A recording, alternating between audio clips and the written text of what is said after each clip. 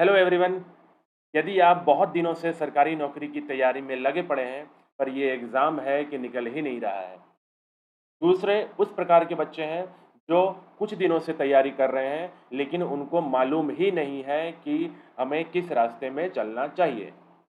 और तीसरे कुछ उस प्रकार के भी बच्चे हैं जो अभी इस फील्ड में जुड़ना चाह रहे हैं, सरकारी नौकरी की तैयारी में आना चाह रहे हैं, लेकिन उनको अभी रास्ते के बारे में पता नहीं है कि वो कौन-कौन से स्टेप्स को फ़ॉलो करेंगे ताकि उनका एग्ज़ाम अच्छे से क्लियर जल्द से जल्द हो जाए। तो इन सभी बातों पे इस वीडियो में मैं आपको 4 सिंपल से स्टेप्स बताने वाला हूँ। अगर इन 4 सिंपल स्टेप्स को आप फ़ॉलो करते हैं, अपनी ज़िंदगी में अप्लाई करते हैं, तो ज़्यादा से ज़्यादा चांसेस हैं कि आपके एग्ज़ाम ज़रूर एक बार में क्लियर हो जाएगा। और ये मैं नहीं बोल रहा हूँ, ये जो हज़ारों लाखों बच्चे जो सिलेक्ट हो चुके हैं, उन लोगों का एक्सपीरियंस है। वो ऐसा क्या अलग कर रहे हैं जिनमें उनका तो सिलेक्शन हो जा रहा है, पर बहुत सारे लाखों बच्चों का सिलेक्शन नहीं हो पा रहा।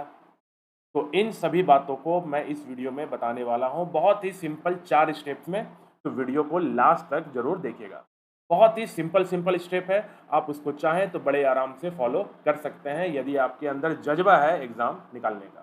देखो, सबसे पहले है स्टेप नंबर 1। पहला काम क्या करना है कि कंप्लीट सिलेबस। इसका मतलब आप जो भी एग्ज़ाम की तैयारी कर रहे हैं, उसका सिलेबस आपके पास प्रिंट आउट में होना चाहिए। जहाँ भी आप पढ़ाई करते हो, उसके सामने उस सिलेबस को चिपका के रखो, ताकि ये आपको हमेशा याद दिलाता रहे कि आपने कौन-कौन से टॉपिक्स को कवर कर लिया है और कौन-कौन सा टॉपिक्स पढ़ना बाकी है। और जिस भी एग्ज़ाम को क्लियर करना होता है, उसके सारे सिलेबस के सारे टॉपिक्स आपको पूरी तरीके से रटे हुए होने चाहिए। दूसरा, प्रॉपर नोट्स। आप अगर इधर से, उधर से, कभी इस बुक से, कभी उस बुक से थोड़ा बहुत अगर पढ़ते रहेंगे, तो कभी भी आपका सिलेक्शन नहीं होगा। सिलेक्शन तभी होगा जब आपके पास हर एक टॉपिक का एक प्रॉपर नोट्स बना हुआ हो, ताकि आप उस नोट्स को रिवाइज़ कर सकें। ऐसे इधर-उधर पढ़ने से सिलेक्शन नहीं होता है। प्रॉपर नोट्स बनेगा कैसे? तो आप किसी भी कोचिंग, हर कोचिंग बढ़िया है, आपके शहर में, आपके नज़दीकी जगहों पर या ऑनलाइन क्लासेस में आपको जो अच्छा लगे, अब वहाँ से एक कंप्लीट कोर्स कंप्लीट करिए। पूरा सिलेबस खत्म करिए। उस सिलेबस में जो भी टीचर आपको पढ़ा रहा है, हर टीचर अच्छा पढ़ाता है। जो भी टीचर आपको पढ़ा रहा है, उसके अच्छे-अच्छे एक नोट्स बना के रखो और नोट्स को रिवाइज़ करते रहिए। तीसरी बात, फोकस ऑन ईच सब्जेक्ट। अब होता क्या है कि कुछ बच्चे इंग्लिश में तेज़ हैं, तो वो केवल इंग्लिश ही पढ़ता रहता है। कुछ बच्चे को मैथ अच्छा लग रहा है, तो वो मैथ ही पढ़ता रहता है। कुछ बच्चे को जीके जीएस पढ़ना अच्छा लगता है, तो वो जीके जीएस ही पढ़े जा रहा है। लेकिन आपको मालूम है, सरकारी एग्ज़ाम में निकालने के लिए आपके पास 4, 5, 6 सब्जेक्ट्स हैं। तो सारे सब्जेक्ट्स को, सारे टॉपिक्स को जब तक आप कंप्लीट नहीं करोगे, तब तक आपका एग्ज़ाम नहीं निकलेगा। तो मोटा-मोटी फर्स्ट स्टेप में आप बोल सकते हैं कि आपका सिलेबस की जानकारी होनी चाहिए। सिलेबस में लिखे गए जितने भी टॉपिक्स हैं, उनका एक नोट्स होना चाहिए, चाहे आप कहीं से भी कोचिंग करिए, लेकिन उसका नोट्स होना चाहिए। और तीसरी बात, आपको सब्जेक्ट में मन लगे या ना लगे, आपको हर सब्जेक्ट पे काम करना है, हर सब्जेक्ट को नोट्स बनाना है, हर सब्जेक्ट को पढ़ना है। ये हो गया फर्स्ट स्टेप। अब चलिए देखते हैं सेकंड स्टेप को। स्टेप नंबर 2, आपने क्लास कर लिया, आपने नोट्स बना लिया, सब कुछ बढ़िया-बढ़िया कर लिया। अब दूसरी बात, बच्चे रिवीज़न प्लान बनाओ, रिवीज़न करो। ऐसा नहीं कि केवल हमने कॉपी में अच्छे-अच्छे सुंदर हैंडराइटिंग में लिख लिया, लेकिन वो रिवीज़न करने के नाम पे कुछ नहीं है। आप एग्ज़ाम के पहले कभी-कभार रिवीज़न करते हो, लेकिन उससे कोई फ़ायदा नहीं है। तो आपका एक प्रॉपर रिवीज़न प्लान होना चाहिए कि मतलब हर 15, 20 दिन, 25 दिन में हर टॉपिक बार-बार रिवाइज़ होता रहे। साइकिल बनाओ कि 25 दिन, 30 दिन का 1 महीने में मैं जितने भी पुरानी चीज़ें पढ़ा हूँ, उसको बार-बार रिवीज़न करते रहें। जो टॉपिक रट चुके हैं, जो टॉपिक अच्छे से समझ में आ चुका है, उसका रिवीज़न कम करते चलो। जिस टॉपिक में आपके मार्क्स कम आ रहे हैं, जिसमें आपका रिवीज़न अच्छा नहीं चल रहा है, उसको रिवाइज़ करो उस महीने। प्रॉपर रिवीज़न प्लान होना चाहिए। अब बच्चे पूछते हैं, सर पढ़ना कितना पड़ेगा? तो अगर वन डे एग्ज़ाम्स की बात करते हैं, जैसे कि SSC exams, railway exams, banking exams, इस तरह के एग्ज़ाम में आपको 15-16 घंटे कोई नहीं पढ़ने बोलता है। अगर आप 15-16 घंटे पढ़ते हैं, तो आप यूपीएससी निकालिए जा कर के फिर। आप यूपीएससी का एग्ज़ाम दीजिए, फिर आप एसएससी में क्यों लगे पड़े हो? अगर आपको 15-16 घंटे पढ़ने की क्षमता है तो। जो जितने भी वन डे एग्ज़ाम हैं, वो आपसे सिर्फ़ डेली का 3 से 4 घंटे का प्रॉपर सेल्फ स्टडी माँगता है। प्रॉपर सेल्फ स्टडी बोलने का मतलब कि आप जो कोचिंग मान लीजिए कर रहे हैं, तो 2 ढाई घंटे मान लीजिए कोचिंग कर रहे हैं, 3 घंटे कोचिंग कर रहे हैं, उसको पढ़ाई में मत जोड़ो, वो तो आपका नोट्स बनाना है, वो तो फर्स्ट स्टेप हुआ। आपको सेकंड स्टेप पे काम करना है, तो सेकंड स्टेप का काम क्या करेंगे, तो हम रिवाइज़ करेंगे। डेली जो हमने पढ़ा है, जो रिवीजन का प्लानिंग बनाया है, उस पे क्वेश्चन सॉल्व करेंगे। जीके, जीएस बनाएँगे, रीजनिंग करेंगे, इंग्लिश करेंगे, मैथ करेंगे, कंप्यूटर के अगर क्वेश्चन्स हैं, कंप्यूटर करेंगे। मतलब यहाँ पे रिवीजन होना चाहिए और सेल्फ स्टडी 3 से 4 घंटे का ज़रूर होना चाहिए। अब है कि सर क्या 4 घंटे से पढ़ने में हो जाएगा क्या? तो ऑब्वियसली हम ऐसा बोल सकते हैं कि जो बच्चा 8 घंटे सेल्फ स्टडी कर सकता है, तो उसके सिलेक्शन होने के चांसेस जल्दी होंगे। जो बच्चा दिन में 2 ही घंटे स्टडी करेगा, उसके सिलेक्शन होने के चांसेस देर से होंगे। सिंपल सा लॉजिक है, तो इस तरह के फालतू के सवाल नहीं करने हैं। फिर कितना पढ़ें, कैसे पढ़ें? अरे बस पढ़ना है। आप सोचो कि मेरा एग्ज़ाम 6 महीने में है, तो क्या 3 घंटे पढ़ने से होगा? तो नहीं, हमको 5-6 घंटे पढ़ना होगा। आपने योजना बना रखा है कि मैं 2 साल बाद एग्ज़ाम निकालूँगा, तो 2 साल बाद एग्ज़ाम निकालूँगा तो डेली 1-2 घंटे भी पढ़ेंगे तो चलेगा। तो ये तो डिपेंड करता है आप पर कि आप कब एग्ज़ाम निकालना चाहते हैं। जल्द से जल्द चाहते हैं, तो इस समय को बढ़ाते चलो। जैसे-जैसे एग्ज़ाम नज़दीक आए, रिवीज़न प्लान और सेल्फ स्टडी का टाइम बढ़ाते चलो। ये हो गया स्टेप 2।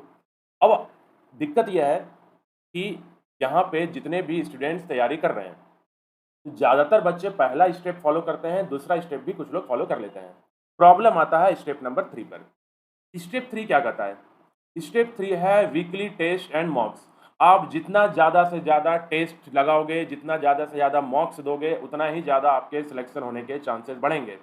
मतलब सबसे इम्पोर्टेंट अगर मैं बोलूँ कि आपको सिलेक्शन होने का जो मोस्ट इम्पोर्टेंट फैक्टर होता है, वो ये होता है कि आप एग्ज़ाम देने से 1 दिन पहले तक आपने कितने टेस्ट दिए हैं, आपने कितने मॉक्स लगाए हैं। ये सबसे ज़रूरी है। लेकिन 90% बच्चे को ये करने का मौका ही नहीं मिलता, क्योंकि वो इंतज़ार करते रहते हैं कि कब सिलेबस खत्म होगा और कब सिलेबस खत्म होगा तब मैं टेस्ट दूँगा। तो होता ऐसा है कि ना ज़िंदगी भर सिलेबस खत्म होगा और ना ही आप ज़िंदगी में कभी टेस्ट देने लायक रहोगे। टेस्ट देना है, आपने 10% पढ़ा है, टेस्ट दो। अरे 100 में 10 नंबर तो आएगा, आपको पता तो चलेगा कि जो टॉपिक मैं पढ़ा उसके क्वेश्चन बने कि नहीं बने। तो टेस्ट लगातार देना है। सिंपल सा एक रूल होता है कि आप जो भी एग्ज़ाम की तैयारी कर रहे हैं और एग्ज़ाम मान लो कल है, तो उसके 1 सप्ताह पहले तक, 7 दिन पहले तक, उस एग्ज़ाम के कम से कम 50 से 60 टेस्ट आपके दिए होने चाहिए। 50 टू 60 टेस्ट दिए होने चाहिए। तो मैं बोल सकता हूँ कि आपका तैयारी बढ़िया है।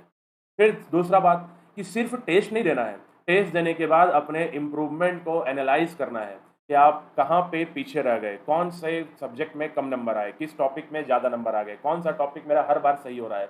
जो टॉपिक हर बार सही हो रहा है उसका रिवीज़न कम करेंगे।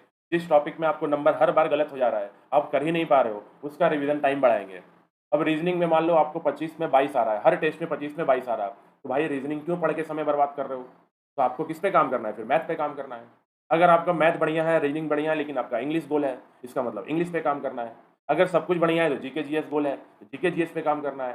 जीके जीएस में भी अगर करंट अफेयर्स में नहीं हो पा रहा है, तो करंट अफेयर्स पढ़ना है। इसका मतलब आपको इम्प्रूवमेंट करना पड़ेगा। इम्प्रूवमेंट के साथ आपको टेस्ट के साथ एनालाइज़ करना पड़ेगा। इतना कुछ करेंगे तो हम बोलेंगे हाँ, 3 स्टेप आपने फॉलो करा। तो first step proper notes, proper class, सारे क्लास अटेंड करो, नोट्स बनाओ। सेकंड स्टेप रिवीजन करो, रिवीजन करने के बाद डेली 3, 4, 5 घंटे उस पे समय दो। क्लास के अलावा उस पे पढ़ाई करो। तीसरा स्टेप है टेस्ट दबा के दो, जितना टेस्ट दे सकते हो दे दो। ठीक है? अब जो लास्ट स्टेप जो मोस्ट इम्पोर्टेंट है, वो एक चीज़ और है कि sacrifice your short term enjoyment. ये आपसे तो होता नहीं है। बोलने का मतलब कि जो आपको दिन भर में जो छोटी-छोटी खुशियाँ मिलती है, खुशियाँ कहाँ से मिलती है? आप फ़ेसबुक चलाते हो, इंस्टाग्राम चलाते हो, रील देखते हो, यूट्यूब चलाते हो, बाहर बाज़ार में घूमते हो, दोस्तों से मिलते हो, पार्टी करते हो। तो अगर ये सब करेंगे, तो फिर आपका सिलेक्शन नहीं होगा। क्योंकि जितने भी बच्चे एग्ज़ाम दिए हैं और जिनका भी सिलेक्शन हुआ है, उनसे एक बार जाके पूछो, उनके कितने सारे इंटरव्यूज़ यूट्यूब पे पड़े हुए हैं, उनके कितने सारे इंटरव्यूज़ यूट्यूब पे पड़े हुए हैं। देखो कि उन्होंने क्या किया, कैसे उन्होंने अपने एन्जॉयमेंट को, शॉर्ट टर्म एन्जॉयमेंट को पीछे रखा और वो 6 महीने, 8 महीने के लिए कमरे में बंद हो गए और उन्होंने बोला कि मैं 8 महीने, 6 महीने, 1 साल, 1.5 साल केवल पढ़ा और जब उन्होंने इतने सारे सैक्रिफाइसेज़ किए, तो उनका सिलेक्शन पक्का होगा। आप सिर्फ़ सोचते हो कि क्लास कर लेंगे सिलेक्शन हो जाएगा, रिवीज़न कर लेंगे सिलेक्शन हो जाएगा। अरे नहीं होगा, 4 स्टेप फ़ॉलो करने हैं। चारों स्टेप जो फ़ॉलो करता है, उसका सिलेक्शन होता है। ठीक है? तो इस सारे स्टेप को मैं आपको बहुत ही अच्छे ढंग से जितना समझा सकता था, आपको समझा दिया। आप चाहो तो इसको अपने लाइफ़ में फ़ॉलो करो। धीरे-धीरे आपको खुद लगेगा, मेरा इम्प्रूवमेंट हो रहा है। चलिए, जल्द ही मैं आपके सामने एक नया वीडियो लेकर के आऊँगा। तब तक के लिए thanks all of you. Take care.